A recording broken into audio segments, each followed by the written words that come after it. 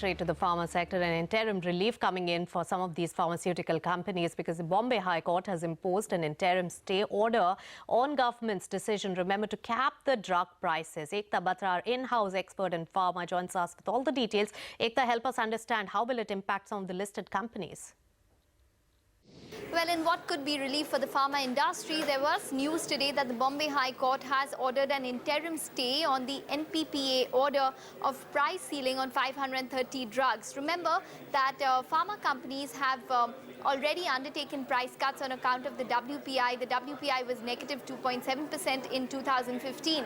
Now, what this Bombay High Court order says is that basically pharma companies are unlikely to take a further price cut over and above the WPI, which would be under the revision of the National List of Essential Medicines. And hence, it would be a positive for pharma companies, especially those which have a higher domestic focus. So, for example, Cadila, where around 9% impact on 30% of their portfolio, which is under NLEM within the domestic space. So around 9% of their total portfolio within the domestic space could possibly get impacted.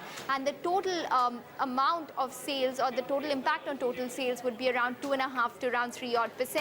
Overall, the average of impact towards all pharma companies would be around 2% odd, and companies such as Cipla, Ipca with a higher domestic focus would be impacted on account of this. But now there is relief for these pharma companies, and hence there would be no likely further price cut that they would take over and above the WPI based on the revision, or the likely revision that was expected to be taking place on account of the price ceiling on 530 drugs. So yes, it's a positive, but it's an interim stay according to analysts, so they're waiting to see what happens next.